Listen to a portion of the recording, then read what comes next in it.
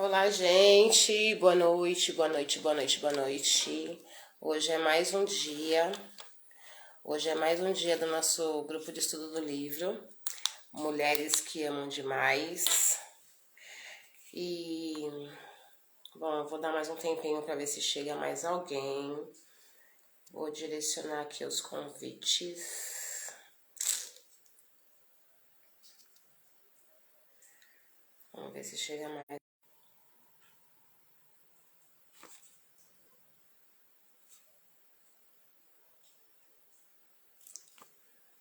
2 minutinhos pra gente ver se aparece. Bom, mais 1 minutinho. E eu vou continuar, depois o vídeo vai ficar gravado. Quem não pegou do começo, vai pegando depois, né? Então, vamos lá. Bom, hoje é o nosso segundo dia de estudo do livro Mulheres que Amam Demais, tá? E eu vou fazer um breve resumo da primeira parte que nós lemos, né? Onde a autora fala sobre Gil, uma mulher de 29 anos, que foi procurar por terapia, por ajuda terapêutica, por conta de perceber que não tinha sorte nos relacionamentos, né? Ela conta que todos os homens com quem ela se relacionava, em algum momento, não queriam mais nada com ela. E ela queria entender por que isso. Ela passou por isso com o esposo, não conseguiu ter amor do pai, que o pai era um homem inacessível, que não era de demonstrar sentimentos para ninguém. E segundo Gil, a única vez que ela conseguiu ouvir do pai um eu te amo foi quando ela forçou que isso acontecesse. Foi quando ela parou de frente do pai e falou: eu só saio daqui depois que você disser que me ama. E ficou ali. E o pai falou: eu te amo muito frio, e deu um abraço. Que ela abraçou o pai, na verdade, né? E ele correspondeu dando 3 batidinhas nas costas dela. E aí depois Gil se casou com o Paul, conheceu o Paul do nada em um bar.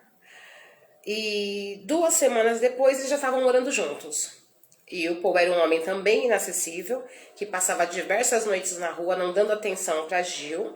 E depois ele fugiu com uma outra mulher que ele conheceu. Depois que eles se casaram, depois de um tempo, ele fugiu com outra mulher que ele conheceu. E além de tudo, Paul era agressivo, né? Gil apanhava. Ela era espancada por Paul quando ela cobrava pelas saídas dele, pelo tempo que ele ficava fora. Então, muitas vezes ela era agredida. Depois de Paul, ela se relacionou com Randy, que era um homem também indisponível, onde ela oferecia demais e recebia muito pouco, né, de atenção, de troca. E Randy também era um homem alcoolista. E foi a partir do relacionamento com Randy que ela resolveu procurar a terapia com a escritora do livro, que é a Robin Norwood. Gente, só pra deixar um esclarecimentozinho aqui, onde eu tô hoje, eu tô sem... a minha internet, ela tá meio fraca por conta da chuva. Tá chovendo muito aqui. Então, se por acaso cair, tá? É por conta da chuva. Então, assim, no livro, uma frase que me marcou bastante foi a frase que quem tem sede demais não escolhe a água. Então, assim, qual foi o entendimento, né, em relação a essa frase? É que quando você tá muito carente, no caso, falando-se de relacionamentos, quando você tá muito carente, você não escolhe a pessoa, né? Você se relaciona com o primeiro que vem, porque você tá carente, você quer suprir aquela carência, então você se relaciona com a primeira pessoa que aparece, sem prestar atenção se realmente é um relacionamento que pode dar certo, se é alguém acessível, se é mesmo o que você busca. Então você se relaciona com o primeiro que aparece, ou a primeira que apareça, por conta disso. A autora também fala sobre as experiências da infância, né? Que ela fala: quando nossas experiências na infância são bastante dolorosas, somos frequentemente compelidos a recriar situações parecidas em nossa vida com o intuito de conseguirmos domínio sobre elas. Por exemplo, se como Gil amamos nossos pais, precisamos deles e não somos correspondidos, envolvemos-nos sempre com uma pessoa parecida ou muitas pessoas parecidas na fase adulta, na tentativa de ganhar a velha luta por amor. Tem uma velha história sobre um homem míope que perde suas chaves tarde da noite e procura por elas à luz de uma lâmpada de rua. Uma pessoa aproxima-se e oferece ajuda, mas pergunta a ele: tem certeza de que as perdeu aqui? O míope responde: não, mas aqui é que está iluminado. Ou seja, voltamos à questão, né? A pessoa perde a chave, no caso dessa pequena história, esse contozinho aqui, ela perde a chave, mas ao invés dela procurar a chave onde ela possa ter perdido, não, ela vai procurar onde tem facilidade de achar. Então, muitas vezes a gente não procura onde nós necessitamos, o que nós buscamos realmente.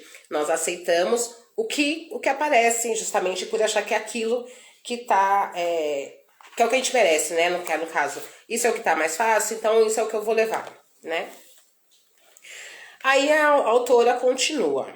Neste livro, exploramos o que significa amar demais, por que amamos demais, onde aprendemos e como podemos transformar nossa forma de amar numa relação saudável. Examinemos novamente as características de mulheres que amam demais, só que desta vez uma por uma. Então aqui ela vai falar só algumas características, né, das mulheres que amam demais, e ela dá uma explicaçãozinha mais ou menos sobre uma questão que possa levar ao quadro, né, na verdade.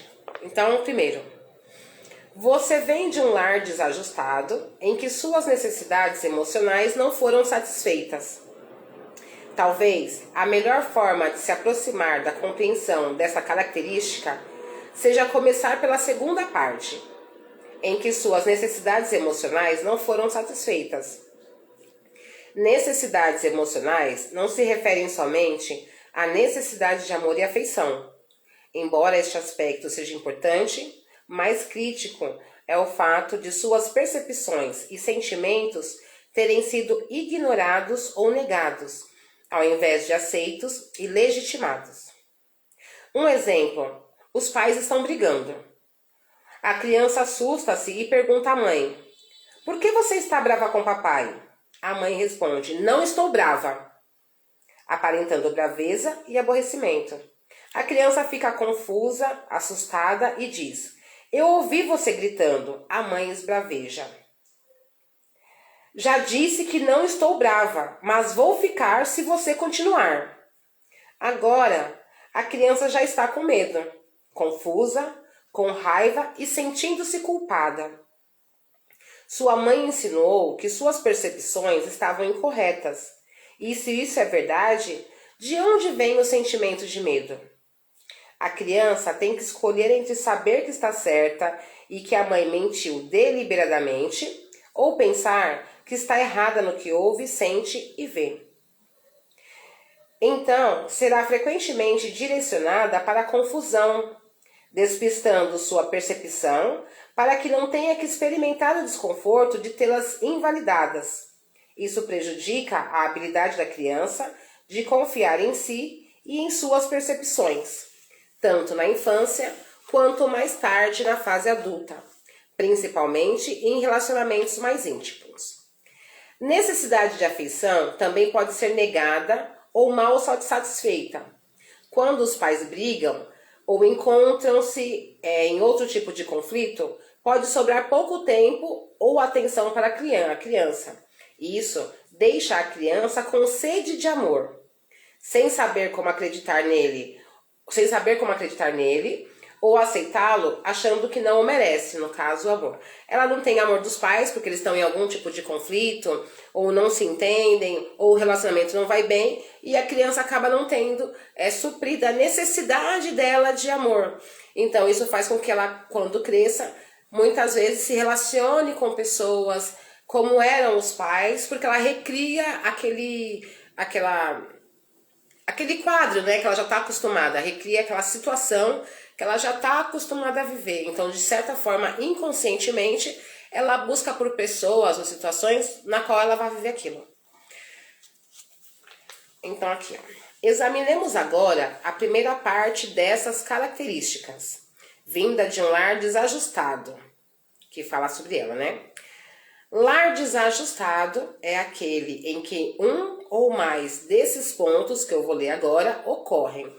O lar desajustado ou uma família disfuncional é a mesma coisa, tá? Quando a gente fala uma família disfuncional ou um lar desajustado, é a mesma coisa. Então, é uma família em que, desses 10 pontos que eu vou citar aqui, ela tem um ou mais. É considerada uma família disfuncional. Quando na família ocorre abuso de álcool e outras drogas, sejam elas prescritas ou proibidas. Quando na família existe um comportamento compulsivo, como comer demais, trabalhar demais, limpar demais, jogar demais, gastar demais, fazer regimes excessivos, né? Exercitar-se demais e assim por diante. Essas práticas são comportamentos viciantes, como também processos progressivos de doença. Entre muitos outros efeitos prejudiciais, rompe e evita efetivamente o contato decente e a intimidade numa família. 3. Espancamento de cônjuge ou criança. Quando na família existe a questão do espancamento, os pais apanha, a mãe apanha, o pai apanha, ou a criança apanha demais, também é considerado um lar disfuncional, tá? Ou um lar desajustado.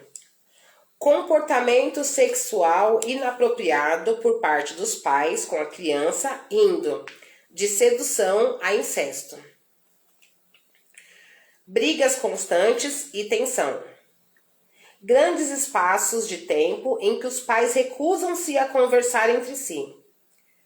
Pais que apresentam atitude e valores conflitantes e comportamentos contraditórios que concorrem para a submissão das crianças. Pais que competem entre si ou com as crianças. Um dos pais que não consegue relacionar-se com outros membros da família e por isso evita-os e alega que eles são os culpados por evitá-los. 10. Inflexibilidade quanto a dinheiro, religião, trabalho, utilização de tempo, mostras de afeição, sexo, televisão, trabalho doméstico, esportes, política e assim por diante. Obsessão por um desses itens pode impedir o contato e a intimidade, pois a ênfase não está em relacionar-se, mas em seguir regras.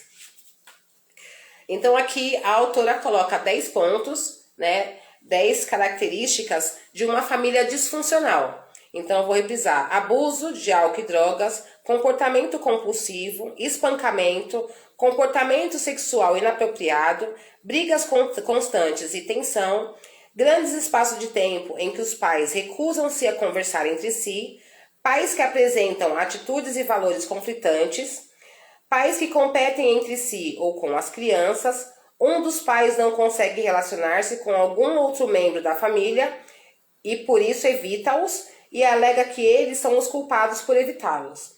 E inflexibilidade quanto a dinheiro, religião, trabalho, utilização de tempo, entre outras coisas. Bom, então nesse ponto a escritora ela nos mostra o que é uma família disfuncional, né? Eu acho que todo mundo conhece uma família que tenha algum desses pontos, ou na própria família tem algum desses pontos. E eu acho muito interessante essa parte do livro, para nós como pais, olharmos como que nós conduzimos a nossa família, né? Se nós também oferecemos para os nossos filhos uma família disfuncional, um lar desajustado, né? E eu acho que seria interessante, eu vou deixar depois esses pontos na descrição do vídeo, para que você olhe com calma e anote quantos pontos que a sua família tinha, né, enquanto você criança, ou que a sua família tem, olhando para o caso dos seus filhos, né, para amanhã. Se um dos pais apresenta qualquer dessas características de comportamento ou obsessão, prejudica a criança. Se pai e mãe incorrem em uma dessas práticas insalubres, o resultado pode ser ainda mais prejudicial. Frequentemente, os pais apresentam formas complementares de patologia. Por exemplo, um alcoólatra e uma pessoa que come compulsivamente se casarão e começarão a brigar para controlar o vício um do outro. Os pais também se contrabalançam de formas insalubres. Quando a mãe sufocadora e superprotetora casa-se com o pai bravo e que rejeita, cada um deles permite-se, através do comportamento do outro, continuar relacionando-se com a criança de maneira destrutiva. Existem vários tipos de família desajustada, mas todas apresentam um efeito comum em crianças que nelas crescem. São crianças prejudicadas, até certo ponto, em sua capacidade de sentir e relacionar-se.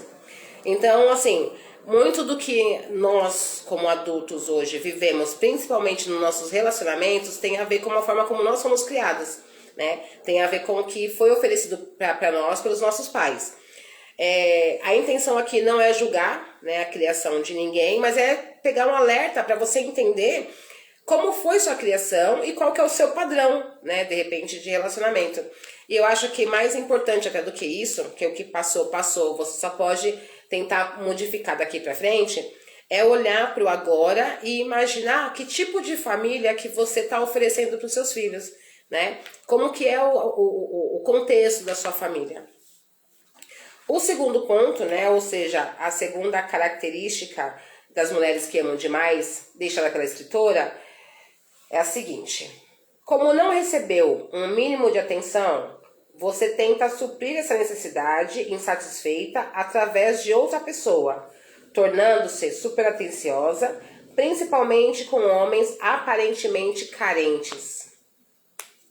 Reflita sobre como crianças, principalmente garotinhas, comportam-se quando não têm o amor e a atenção de que precisam. É possível que o garotinho torne-se nervoso e reaja apresentando um comportamento de destruição, mas a garotinha frequentemente voltará a atenção para uma boneca favorita, ninando-a, confortando-a de certa forma, identificando-se com a boneca. A garotinha esforça-se indiretamente em receber a atenção de que necessita. Quando adultas, as mulheres que amam demais fazem a mesma coisa, talvez de maneira um pouco mais sutil. Em geral, tornamo-nos superatenciosas em muitas áreas de nossa vida, se não todas. Mulheres vindas de lares desajustados e principalmente de lares com problemas relacionados ao álcool, onde eu pude observar, estão representadas até demais em profissões de prestação de serviço, trabalhando com enfermagem, consultoria, terapia e serviço social. Somos atraídas por pessoas carentes, identificamos-nos compadecidamente com sua dor e procuramos aliviá-la para aliviarmos nossas próprias dores. Fará sentido os homens que nos atraem serem, na maioria, os que parecem carentes, se entendermos que o desejo de sermos amadas e auxiliadas que está por trás da atração. Um homem que apele para nós não será necessariamente um pobretão ou doente. Talvez seja uma pessoa incapaz de relacionar-se com outras, ou seja, frio e não afetuoso, ou inflexível, ou egoísta, mal-humorado ou melancólico. Talvez seja um pouco precipitado e irresponsável, ou incapaz de assumir um compromisso ou ser fiel. Ou talvez não diga que nunca foi capaz de amar alguém. Ou talvez nos diga que nunca foi capaz de amar alguém.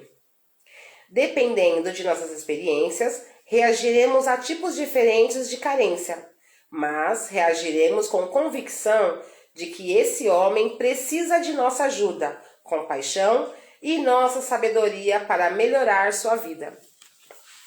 Esse livro aqui é muito interessante, né? Eu falo agora por mim, né? Pela minha experiência, assim, nos meus relacionamentos. Hoje eu identifico que eu tive muito disso. Eu me relacionei muito com homens que tinham problemas com dependência química. O meu pai foi um homem que teve problema com dependência química, tanto que eu perdi meu pai há 26 anos atrás, vai fazer 27 agora em fevereiro, 27 anos que eu perdi meu pai. E eu sempre me relacionei com homens que tinham algum problema de dependência química. E eu sempre fazia de tudo para ajudar eles, né? Eu sempre fazia de tudo para tentar ajudar. E hoje eu entendo que provavelmente por isso, né? como eu não pude fazer muito pelo meu pai, porque na época eu não tinha o conhecimento, nem nada, eu me relacionava com homens assim, na tentativa de tirar eles daquela situação, né? Tipo, ser a salvadora. Achava que com aquilo eu conseguiria modificar. E eu carrego isso até hoje, né? Então, realmente, acho que a profissão que eu escolhi já fala bem por isso, né? A profissão onde eu me encontrei, na verdade, né? Porque eu sou do administrativo, mas trabalhei no administrativo, sou técnico administrativo, fiz uma parte de contabilidade, secretariado executivo, mas hoje eu me encontrei como terapeuta, né? E com especialização em independência química. Mas hoje com uma consciência diferente, né? Hoje eu sei que as pessoas com quem eu lidar, as pessoas que eu puder ajudar, não são o meu pai, né? Ele já cumpriu a missão dele aqui, já fez a parte dele. E hoje eu posso ajudar outras pessoas, né? Mas conseguindo tirar o foco, entendendo que não é o meu pai que eu tô ajudando e que eu não tenho essa responsabilidade, né? Eu ofereci o que eu pude na época, da forma que eu pude, tentei fazer o meu melhor e é isso. É a vida que segue, tá? Então, vamos lá. 3. Como não pôde transformar seus pais nas pessoas atenciosas, amáveis e afetuosas de que precisava, você reage fortemente ao tipo de família, ao tipo de homem familiar, mas inacessível, o qual você tenta, mais uma vez, transformar através do seu amor. Talvez tenha tido conflitos com um de seus pais, talvez com ambos, mas o que foi errado no passado, o que faltou e o que foi doloroso é o que você tenta no presente corrigir. Agora, parece claro que algo muito prejudicial e autodestrutivo está acontecendo. Estaria tudo bem se trouxéssemos todas nossas compaixões, compreensões e apoio para os relacionamentos com homens saudáveis. Homens com quem houvesse esperança de satisfazermos nossas necessidades. Mas não temos atração por homens saudáveis que poderiam nos ajudar. Parecem enfadonhos. Temos atração por homens que nos reproduzem nos conflitos tidos com nossos pais, quando tentávamos ser boas o bastante, amáveis o bastante, valorosas o bastante, prestativas o bastante e espertas o bastante, para termos amor, atenção e aprovação daqueles que não podiam nos dar o que precisávamos, devido a seus próprios problemas e preocupações. Agora agimos como se o amor, a atenção e a aprovação não valessem nada, a menos que fôssemos capazes de extraí-los de um homem que talvez é incapaz de nos dar tudo isso, por causa dos seus próprios problemas e preocupações. Então aqui, mais uma vez, nessa terceira característica, a autora fala sobre isso, né? Por falta de ter tido a atenção, né, dos pais, por problemas dos pais mesmo. E assim, eu costumo falar que o que a gente recebeu é resquício do que eles receberam. Né? Eles não são responsáveis. Eu acho que os pais não tratam da situação como assim, eu vou fazer porque eu quero prejudicar, né? Os pais, quando fazem na intenção de acertar. Como eles tiveram uma criação dessa forma, como eles passaram por isso, logicamente é isso que eles vão oferecer. Então, quando os pais têm alguns conflitos, né, problemas deles para resolver, eles muitas vezes não têm tempo e não conseguem passar o que a criança espera, porque o mundo da criança é totalmente diferente do mundo do adulto. Tanto que Freud mesmo fala sobre o narcisismo primário, que é quando a criança ela olha para o mundo através só da ótica dela. O mundo é ela, né? Porque a criança nós nascemos seres emocionais, né? Nós agimos de acordo com a emoção. Então, nós agimos de acordo com o instinto, fome, frio, sede, e os pais estão sempre ali suprindo isso, né? Estão sempre ali suprindo isso. Quando chega uma certa idade, que os pais, por terem que trabalhar, terem suas vidas, que a criança vai crescendo e não consegue entender que ela está crescendo e vai ter aquela mudança, ou quando nasce um outro filho, a criança pode não aprender a lidar com aquilo. Então ela vai olhar e ela vai falar, tá faltando, né? Não era assim que me tratavam, por que assim? E ela começa a internalizar sem saber expressar, sem saber explicar o que está acontecendo, e muitas vezes os pais não sabem também como lidar com a criança, explicar, falar, sabe? O problema é esse, seu irmãozinho, vamos cuidar juntos. Então os pais só vão no automático da situação. Preciso trabalhar, cuidar de outro filho, tenho casa, tenho marido, e acabam deixando a criança faltar o que ela acha que necessita, né? E aí ela cresce com isso, ela internaliza isso e cresce com aquela falta. Então é onde ela começa a entender que os pais não deram o que ela precisava, os pais não supriram as necessidades dela e ela cresce com aquilo. O narcisismo primário, ele tem uma fase, né? Mas muitas vezes a pessoa não sabe lidar com aquilo e aquilo vai para a vida adulta. E a criança, a pessoa continua narcisista, ela continua olhando o mundo pela ótica dela, achando que ela é o centro do mundo e que ela tem que ser atendida por tudo que está à sua volta, né? Então, a quarta característica das mulheres que amam demais, segundo a autora, é: com medo de ser abandonada, você faz qualquer coisa para impedir o fim do relacionamento. Abandono é uma palavra forte. Implica alguém nos deixar, possivelmente para morrermos, pois podemos não ser capazes de sobreviver sozinhos. Há o abandono literal e o emocional. Toda mulher que ama demais já passou ao menos uma vez pelo abandono emocional total, com todos os temores e vazios que isso acarreta. Sermos deixadas por um homem que representa de tantas formas as pessoas que nos abandonaram anteriormente faz com que os temores aflorem outra vez. É claro que fazemos tudo para que esse sentimento não volte, o que leva à próxima característica. Então, o medo de ser abandonada faz o quê? Com que as mulheres que amam demais, as mulheres que não sabem lidar muito com essa questão do relacionamento, da perca, né? O medo de ser abandonada faz com que elas aceitem tudo. Então, o homem ele é agressivo, ela aceita. O homem trai, ela aceita. O homem não respeita, ela aceita. O homem é uma pessoa que tem características de que ela não gosta, mas ela aceita. Ela aceita por medo de que ele vá embora e ela tenha que lidar, de repente, com o abandono que ela recebeu dos pais, na verdade, né? Que é o que ela está falando aqui, sobre as famílias disfuncionais. Então, o abandono que ela internalizou lá atrás, na convivência com os pais, ela tem muito medo de que aconteça de novo.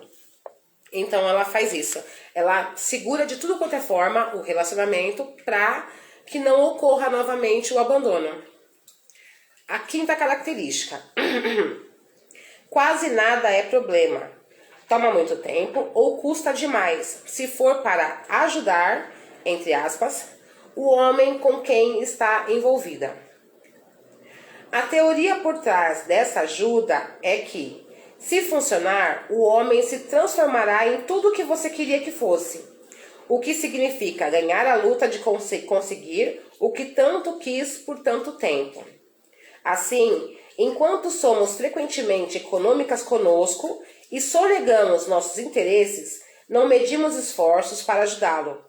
Alguns sacrifícios para o bem deles incluem: comprar-lhes roupa para melhorar sua autoestima e sua imagem, achar-lhes um terapeuta e implorar que se consultem, financiar hobbies dispendiosos para ajudá-lo a ocupar-se melhor, mudar-se de locais geograficamente acidentados porque ele não está feliz aqui, dar-lhe metade de todos os seus pertences e propriedades para que não se sinta inferiorizado, dar-lhe casa para morar para que se sinta no seguro, né? Sinta-se seguro. Permitir que abuse de você emocionalmente, pois nunca permitiram que se expressasse seus sentimentos antes, e arrumar-lhe um emprego. Essas são apenas partes da lista de como tentamos ajudar, Raramente questionamos a conveniência de nossos atos para o bem dele. De fato, perdemos muito tempo e gastamos muita energia tentando inventar novas fórmulas que possam funcionar melhor do que as que são costumeiras. Então, nessa parte, são as mulheres que deixam de fazer por elas para fazer pelos companheiros, né? Por exemplo, o meu companheiro não gosta do estilo de música que eu gosto. Vou parar de ouvir para agradar ele, para que ele fique comigo. Ele precisa de roupa, de sapato, ele precisa praticar os hobbies que ele gosta, então eu vou deixar. Eu não vou pagar uma academia para mim, porque quem precisa de academia é ele precisa estar bem, né? Eu não vou fazer um curso, não vou pagar o meu curso, porque ele precisa de um curso, ele tem que estar bem. Então, mesmo que eu precise fazer, eu tenha vontade de fazer um curso, eu deixo de fazer para fazer por ele. Eu ponho ele dentro da minha casa e sustento muitas vezes o homem, né? E nesse quadro, os homens de um relacionamento totalmente abusivo, para que ele se sinta seguro. Então eu vou pôr ele aqui, eu vou cuidar dele para que ele se sinta seguro. Vou sair para procurar um emprego para ele, não importa se eu estou ou não trabalhando. Então essas características são da mulher que ela deixa de fazer por ela para fazer pelo companheiro, né? Também é uma característica de uma mulher que ama demais. Sexto, habituada à falta de amor em relacionamentos pessoais, você está disposta a ter paciência, esperança, tentando agradar cada vez mais. Se outra pessoa com um tipo diferente de história se encontrasse nessas circunstâncias, seria capaz de dizer: isso é horrível. Não vou continuar com esse comportamento. Mas supomos que, se não está funcionando e não estamos felizes de alguma forma, ainda não fizemos o suficiente. Vemos cada nuance de comportamento como uma possível indicação de que o parceiro está finalmente se modificando. Vivemos na esperança de que amanhã será diferente. Esperar que ele se modifique é, na verdade, mais confortável que nos modificar e modificar nossas vidas. Então, o que acontece aqui? A mulher que ama demais, ela vive na expectativa, na esperança de que ele vai mudar. E qualquer coisinha, por mínima que seja, ela já olha e imagina que aquilo é um sinal de mudança, mesmo que não seja. Então, para ela, qualquer sinal mínimo já é um sinal de mudança. E aí, o que a autora diz aqui. Uma pessoa que... Gente, deixa eu ver aqui, peraí. Tá vindo uma ligação aqui que eu não posso atender. Uma pessoa, no caso, que tem um relacionamento saudável, né? Que não tem essa questão de amar demais, uma mulher que não tem essa questão de amar demais, ela vai olhar e vai falar assim, pô, não tá legal isso aqui, sabe? Tá havendo desrespeito, a pessoa não tá me oferecendo o que eu mereço, né? Então ela vai sair desse quadro, ela vai ter forças para olhar e falar, não é assim, e vai sair. A mulher que ama demais, não. Ela fica todos os dias esperando que aconteça algum tipo de mudança, por menor que seja. 7. Você está disposta a arcar com 50% da responsabilidade de culpa e das falhas em qualquer relacionamento. Frequentemente, as pessoas vindas de lares desajustados tiveram pais irresponsáveis, infantis e fracos. Crescemos rapidamente e tornamo-nos pseudo-adultos antes mesmo de estarmos prontos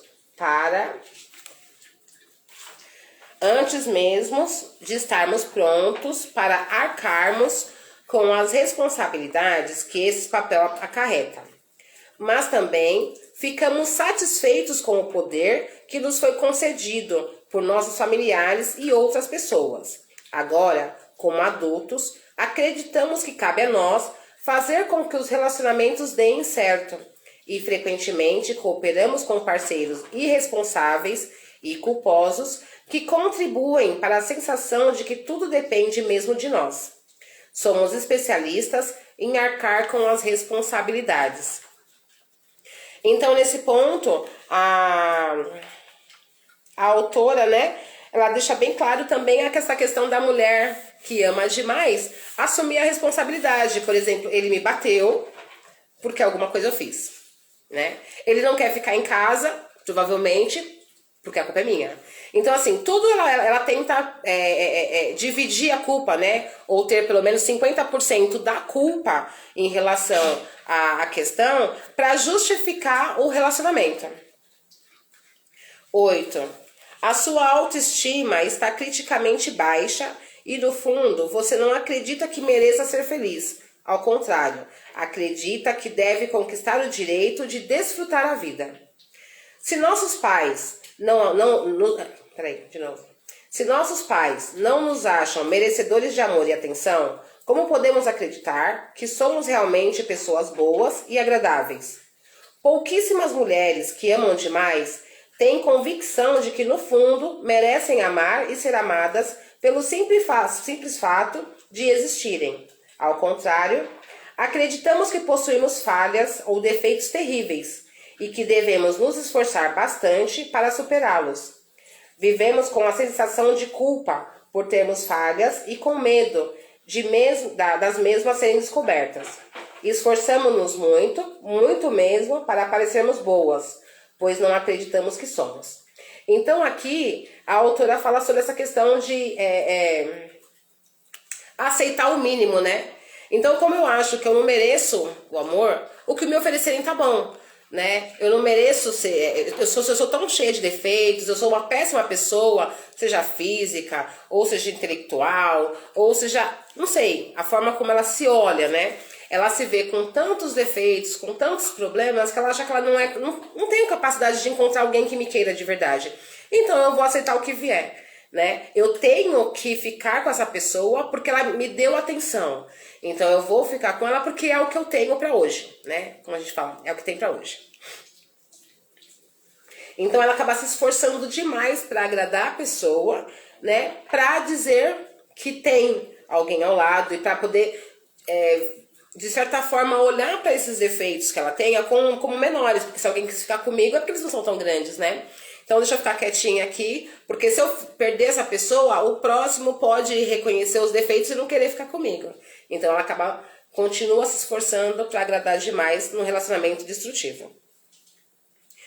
Como experimentou pouca segurança na infância, você tem uma necessidade desesperadora de controlar seus homens e seus relacionamentos.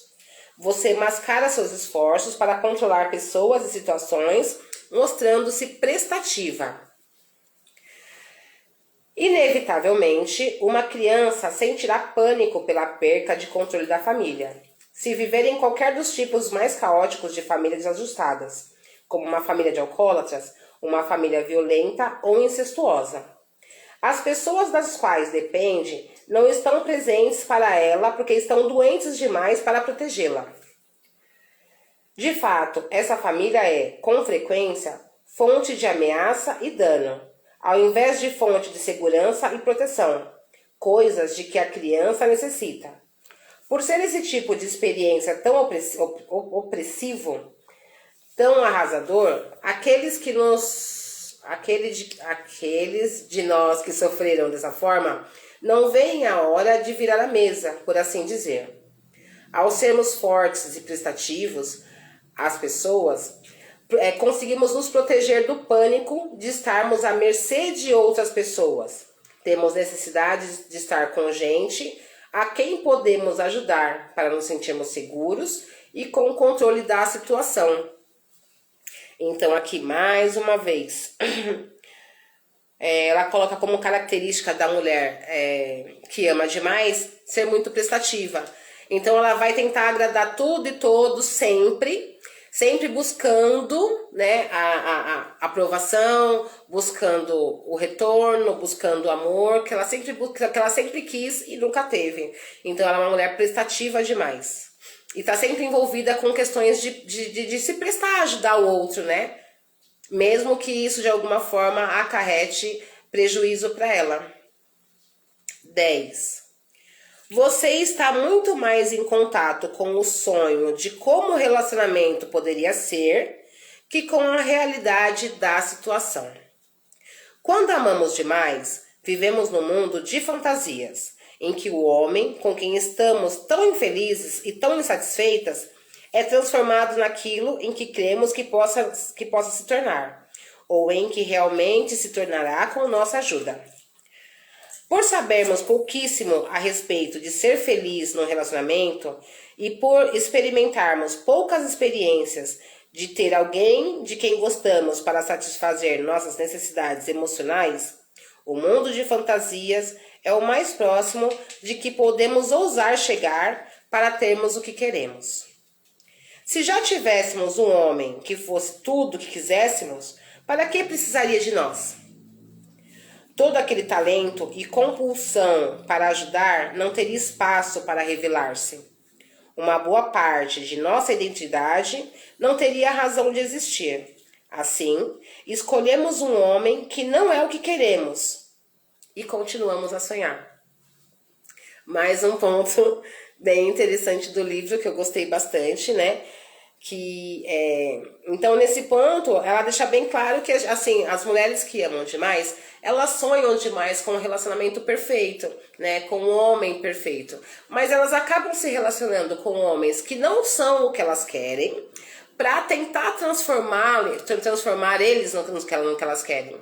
Então, se relaciona com um homem todo oposto do que ela busca e fica sonhando com a mudança daquele homem, como se fosse um atestado, sabe? Eu mudei por você, olha como você é importante. Eu consegui mudar ele. Ele mudou por mim. Então, acho que é buscando aquela questão da importância, né? Eu sou tão importante que aquele homem, todo o contrário, hoje é o homem que eu sonhava. Eu tenho um relacionamento que eu quero com um homem maravilhoso dos meus sonhos, né? Então, ela muitas vezes não foca no relacionamento.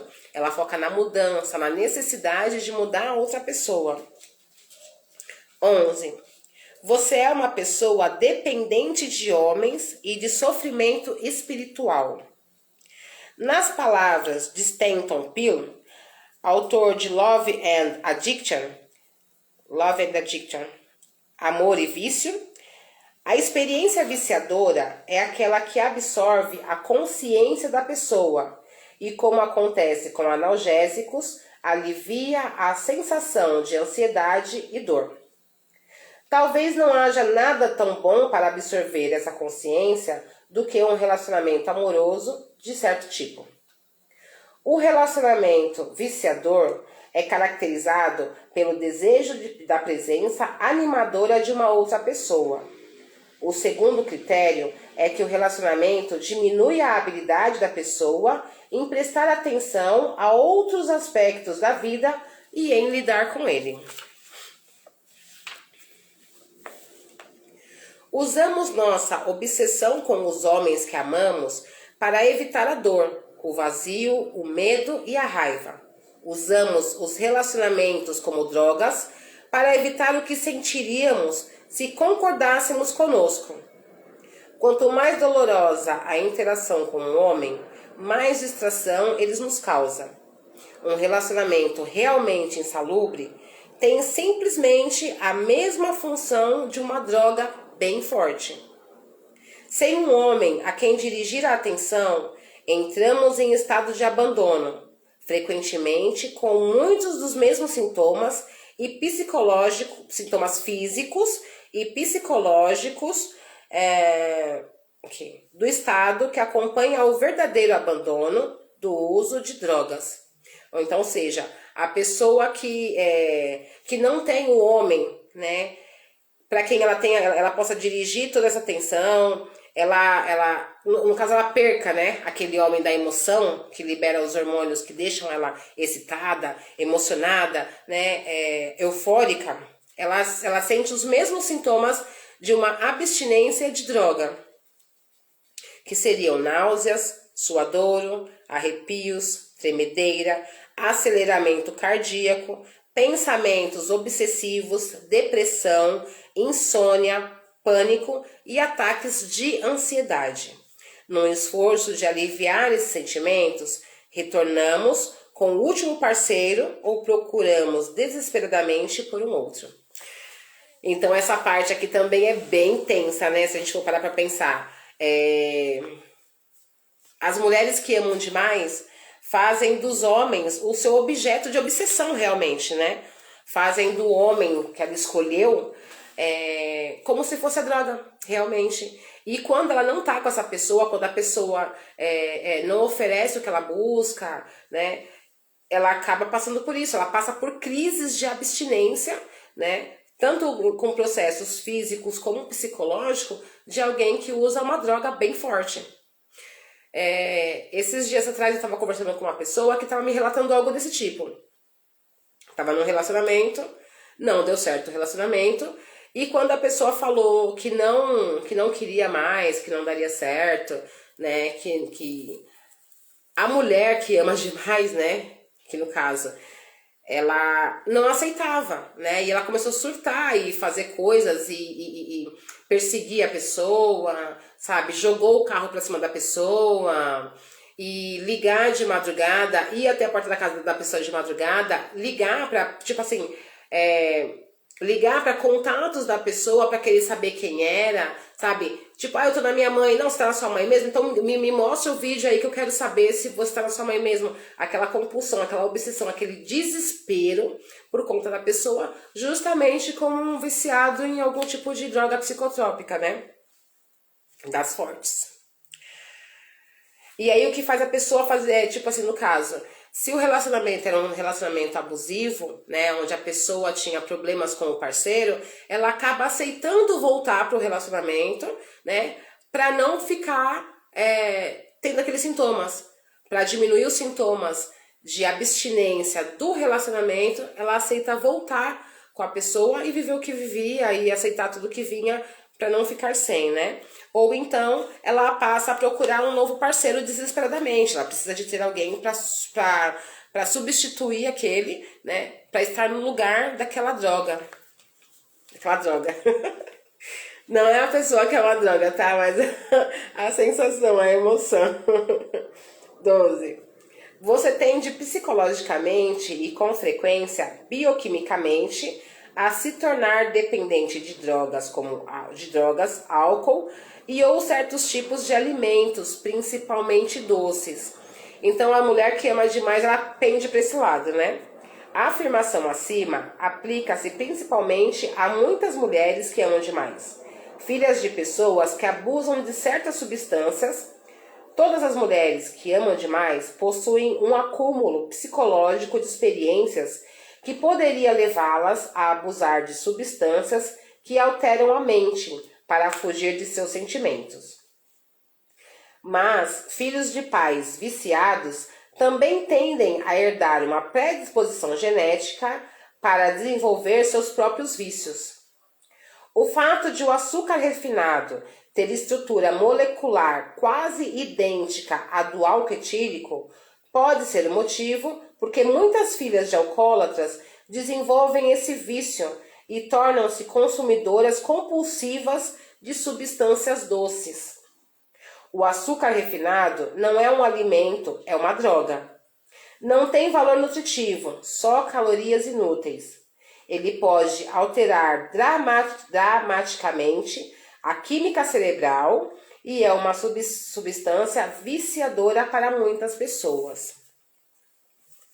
Então aqui, né, deixa bem claro a questão de na família disfuncional, né, quando um dos pais é alcoolista, né, quando um dos pais tem problema com álcool, é alcoolista, a mulher que ama demais tende a se envolver com algum tipo de vício, né, seja ele de álcool ou de outras drogas, ou mesmo de doces, né, porque ela deixa bem claro aqui a questão do açúcar refinado, que o açúcar refinado, ele é como se fosse um tipo de droga, né? Porque ele não tem valor nutritivo, só tem calorias inúteis e pode modificar dramaticamente a química cerebral e é uma substância viciadora, porque a estrutura molecular do açúcar é idêntica à do álcool etílico, né? Bem interessante essa parte. 13. Ao ser atraída por pessoas com problemas que precisam de solução ou ao se envolver com situações caóticas, incertas e dolorosas emocionalmente, você evita concentrar a responsabilidade em si própria. Enquanto somos ótimas em dizer intuitivamente o que outra pessoa sente, ou o que ela precisa ou deveria fazer, não estamos em contato com o nosso próprio sentimento e somos incapazes de tomar decisões sábias sobre aspectos problemáticos de nossa vida. Com frequência, não sabemos realmente quem somos e envolvemos-nos em problemas dramáticos, nos livra de termos que parar e descobrir isso. Tudo o que foi dito não significa que não nos emocionamos. É possível que choremos, gritemos e nos lamentemos, mas não somos capazes de usar nossas emoções para nos orientar ao fazermos as escolhas necessárias e importantes na nossa vida. Né? Então, a mulher que ama demais, ela tá sempre se dedicando, né? Sempre se expondo, sempre se entregando, né? Sempre precisando estar vivendo os tais relacionamentos de friozinho na barriga, né? Não dá friozinho na barriga, eu não quero, né? Muita mulher que ama demais costuma falar isso.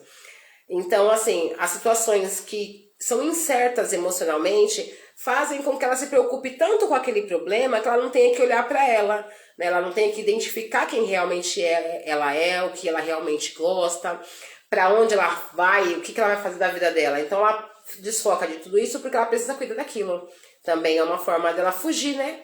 Fugir da realidade da vida dela, cuidando daqui, sem ter que se preocupar com o restante ou sem ter que se preocupar com ela mesma. 14.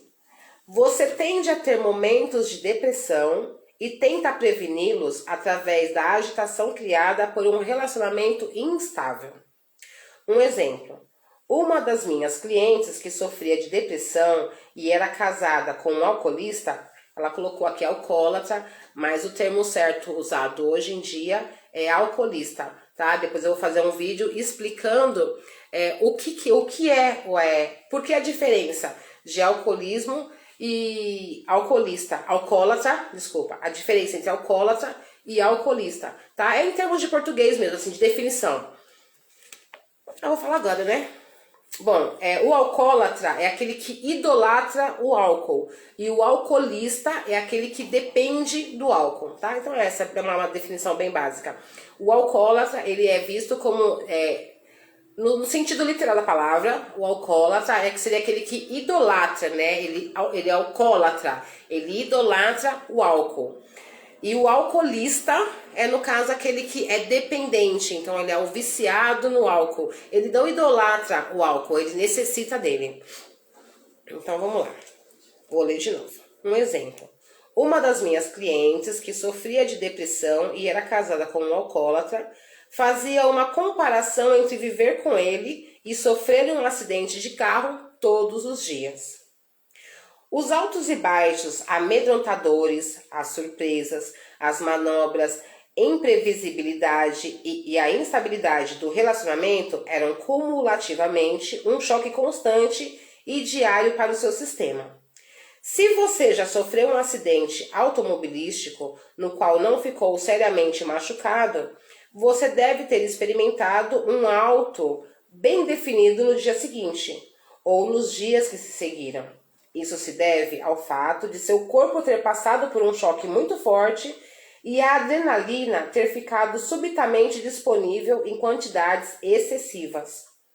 Se você é uma pessoa que luta contra a depressão, você procurará inconscientemente situações que a mantenham agitadas, situações bem parecidas com um acidente de carro ou o casamento com um alcoolista. Isso fará com que você se agite o suficiente para não sentir-se por baixo. Depressão, alcoolismo e alimentação descontrolada estão estreitamente relacionados entre si e parecem estar geneticamente interligados. A maioria dos anoréxicos com quem trabalhei, por exemplo, tinham os dois pais alcoólatras, e muitas das minhas clientes com problemas de depressão tinham ao menos um dos pais alcoólatra. Se você é uma pessoa vinda de família com problemas relacionados ao álcool, você tem provavelmente 2 motivos para sofrer de depressão: por causa do seu passado e por causa das suas heranças genéticas. Ironicamente, a agitação de um relacionamento com alguém que apresenta essa doença atrai muito. Então aqui mostra o quê? Ela fala sobre a questão da depressão, né? Que pessoas que vêm de famílias com pais alcoolistas têm mais predisposição a se tornar depressivas por questões genéticas ou por questões de traumas, né? Vivências de infância que ela traz por conta do que viveu dentro de casa, com os pais alcoolistas e tudo aquilo. E ela, muitas vezes, ironicamente, a agitação de um relacionamento com alguém que apresenta essa doença a atrai muito. Então a pessoa ela busca por essa questão da euforia de estar se relacionando com alguém dependente do álcool, né? Um alcoolista. Mas eu acho que aqui também é válido quando a pessoa é dependente de qualquer tipo de situação, de qualquer tipo de droga ou de comportamento. Porque a pessoa, o adicto, ele também é um carrossel, né? Você nunca sabe onde você nunca sabe assim, ele tá lá em cima, daqui a pouco ele tá aqui embaixo. Então é um relacionamento, tipo, inconstante. E que leva mesmo àquela apreensão, a questão de liberação de adrenalina, porque você não sabe qual vai ser o próximo passo, então aquilo causa, né, uma certa euforia, aquela questão faz com que a pessoa fique, assim, esperando, o que vai ser daquilo, né? E isso libera hormônios de apreensão, né? Que muitas vezes a pessoa confunde com o hormônio de paixão, né? Mas é a apreensão, o medo do que vai vir daqui a pouco que faz com que ela se mantenha. 15. Você não tem atração por homens gentis, estáveis, seguros e que estão interessados em você. Acha que esses homens agradáveis são enfadonhos. Achamos que os homens instáveis e excitantes... Não, de novo. Achamos que o homem instável é excitante. O não confiável é desafiante. O imprevisível é romântico. O imaturo é charmoso. E o intelectual é misterioso. O homem zangado precisa de nossa contenção e o infeliz do nosso conforto. O homem inadequado precisa do nosso encorajamento e o frio do nosso calor. Mas não podemos consertar um homem que é agradável. Não podemos consertar um homem que é agradável da maneira como ele é. E se ele é gentil e importa-se conosco, também não podemos sofrer. Infelizmente, se não podemos amar demais um homem, normalmente não podemos amá-lo de forma alguma. Essa parte aqui é divina, sabe? Ao meu ver, essa parte do texto aqui eu achei muito interessante, porque ela fala das características que levam das mulheres que amam demais e o que pode ter a ver com o lar disfuncional delas, né? Mas aqui é muito interessante. A maioria das mulheres que tem esse perfil mesmo de amar demais, que são as mulheres que se descompensam nos relacionamentos, que aceitam coisas que não devem, que se relacionam com pessoas carentes na intenção de ajudar e outras tantas coisas, né, que eu já li aqui, a maioria não consegue se relacionar com homens gentis, né? Tem algumas pessoas que eu conheço que chamam homem chuchu. Homem chuchu, sabe aquele que não tem gosto? Os homens românticos, gentis, que estão ali prestativos, algumas mulheres chamam de homem chuchu. Porque ele o chuchu não tem gosto, né? O chuchu, se você cozinhar só na água, sem sal, sem nada, ele não tem gosto. Se você não colocar um bom tempero, o chuchu fica sem gosto. Ou então homem brócolis também. E ele é todo delicado, ele é gentil, ele é atencioso, né? Mas ele não dá o tal friozinho na barriga. Ele não causa aquela sensação a necessidade da liberação dos hormônios excitatórios, né? Que dão aquele friozinho na barriga e faz com que a mulher queira cada vez mais, né? Ela queira mudar o homem, ela queira esperar que vai ter uma mudança por ela, né? Ela precisa ajudar. Então o que ela fala aqui acontece muito. As mulheres que amam demais costumam se relacionar com homens totalmente indisponíveis, que têm um relacionamento, que não querem um relacionamento com ela, né? Então acabam se relacionando muito com homens assim, e é o que leva elas a sofrer, e elas começam a sentir prazer naquele sofrimento, né? Aquele sofrimento é desafiador, e o que leva elas muitas vezes a continuar no relacionamento assim. Nos capítulos seguintes, cada uma das mulheres que você conhecerá tem, como Gil, uma história para contar sobre amar demais. Através das suas histórias, talvez você encontrará ajuda para entender mais claramente os padrões da sua própria vida. Então, você também será capaz de empregar as armas dadas neste volume para transformar esses padrões em uma nova configuração de autorrealização, amor e alegria. É o que eu desejo, que foram as palavras de Robin Norwood. E aí a gente vai para o próximo capítulo. Só que o próximo capítulo vai ficar para o nosso próximo encontro. Que o próximo capítulo fala sobre bom relacionamento sexual em relações ruins. Aqui. Que ela vai contar, então a partir daqui, a escritora ela conta a história de várias das mulheres, né? De que foram todas pacientes dela, que ela foi escrevendo as histórias e contando. E ela conta a história do que aconteceu com a pessoa, e ela dá um insight, e ela explica o porquê pode ter acontecido aquilo. E é muito interessante que a gente vai se identificando, né? Eu me identifico como uma mulher que ama demais, tá? Me identifico mesmo. Hoje eu consigo identificar bem melhor os meus porquês, e eu procuro me melhorar em questão a isso, né?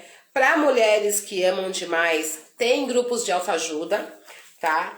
Que é o MADA, Mulheres que Amam Demais.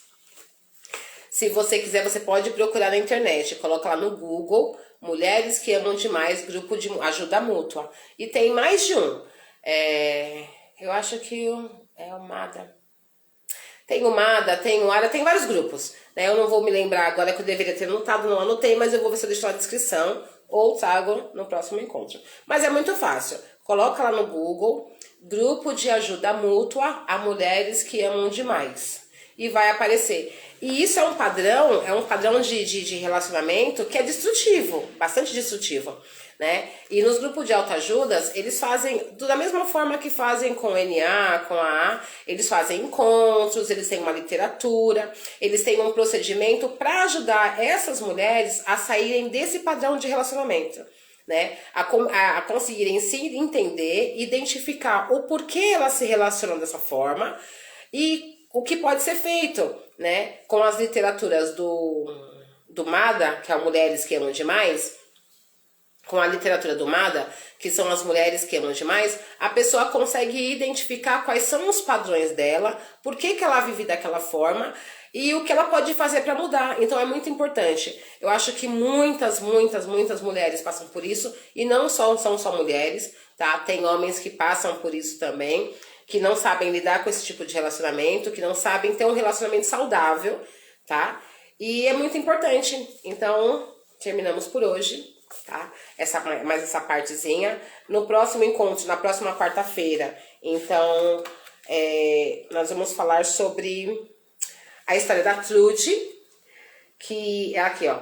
Bom relacionamento sexual em relações ruins. Então, vai contar a historinha dela e a gente vai debater a historinha da Trude e do David, se eu não me engano. Acho que é David, o rapaz com quem ela se relaciona. E aí eu acho que pra hoje, pra quem assistiu o vídeo, né, quem tá por aí, quem passou por aqui, ou quem vai passar um vídeo gravado, eu acho que é legal tentar identificar isso, né? Qual que é o seu padrão de relacionamento? Como que foi sua família? Como que você se relaciona? Você se identificou com alguma dessas características? Eu falei 15 características de mulheres que amam demais, e a relação com a família desestruturada, a relação com um lar disfuncional, né? Uma família disfuncional. E é bem interessante, eu acho que seria legal. E coloca aí nos comentários aí se identificou, o que acha.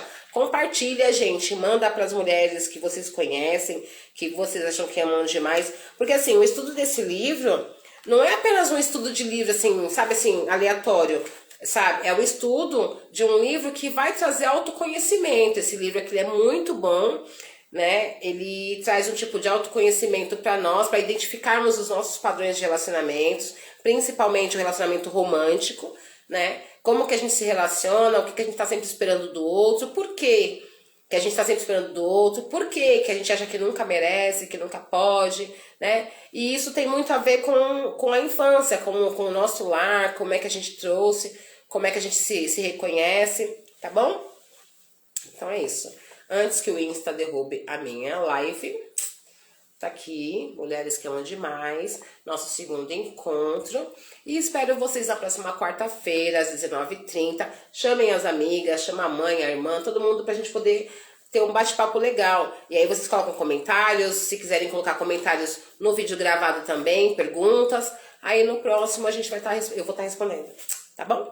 Obrigada a quem passou, obrigada a quem está e obrigada a quem vai assistir no gravado. Espero vocês na próxima quarta.